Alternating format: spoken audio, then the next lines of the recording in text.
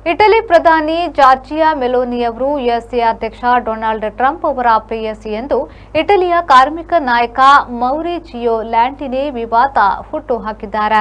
ಇಟಲಿಯ ಪ್ರಮುಖ ಕಾರ್ಮಿಕ ಸಂಘವಾಗಿದೆ ಸಿಜಿಐಎಲ್. ಇದರ ಪ್ರಮುಖರಾದ ಮೌರಿಜಿಯೋ ಲ್ಯಾಂಟಿನಿ ತನ್ನ ದೇಶದ ಪ್ರಧಾನಿ ಮತ್ತು ಅಮೆರಿಕ ಸಂಯುಕ್ತ ಸಂಸ್ಥಾನದ ಅಧ್ಯಕ್ಷರನ್ನ ಗಂಟು ಹಾಕಿ ವಿವಾದದ ಕಿಚ್ಚು ಹಚ್ಚಿದ್ದಾರೆ. ಈಜಿಪ್ಟ್ನಲ್ಲಿ ನಡೆದ ಗಾಜಾ ಶಾಂತಿ ಸಭೆಯಲ್ಲಿ ಟ್ರಂಪ್ ಸಹಿತ ಮೆಲೋನಿ ಮೊದಲಾದವರು ಕೂಡ ಭಾಗವಹಿಸಿದ್ರು. ಗಾಜಾದಲ್ಲಿ ಶಾಂತಿ ನೆಲೆಸುವಂತೆ ಮಾಡುವಲ್ಲಿ ಮೆಲೋನಿ ಕಿರು ಬೆರಳು ಕೂಡ ಎತ್ತಿದವರಲ್ಲ. ಅವರು ಟ್ರಂಪ್ ಪ್ರೇಯಸಿಯಾಗಿ ಅಲ್ಲಿ ಹಾಜರಿದ್ದರು ಎಂದು ಲ್ಯಾಂಟಿನಿ ಟೀಕಿಸಿದ್ದಾರೆ. ಅದೃಷ್ಟವೆಂದರೆ ಇಟಲಿಯ ಜನರು ಪ್ಯಾಲೆಸ್ತೈನ್ ಪರ ಬೀದಿಗಿಳಿದು ಪ್ರತಿಭಟಿಸಿದ್ದರಿಂದ ಇಟಲಿಯ ಮರ್ಯಾದೆ ಉಳಿಯಿತು, ಘನತೆ ಕುಸಿಯಲಿಲ್ಲ ಎಂದು ಅವರು ಹೇಳಿದ್ದಾರೆ.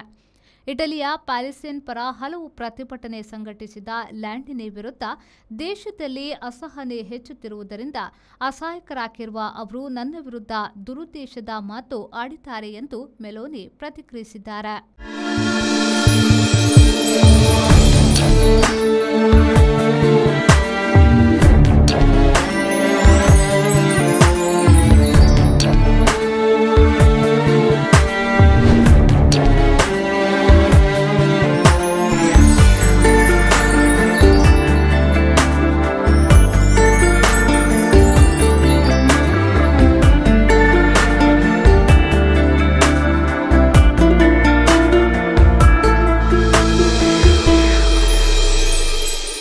SL Jewelers and Diamond House, KS Rao Road, Ampankatta, Mangalore.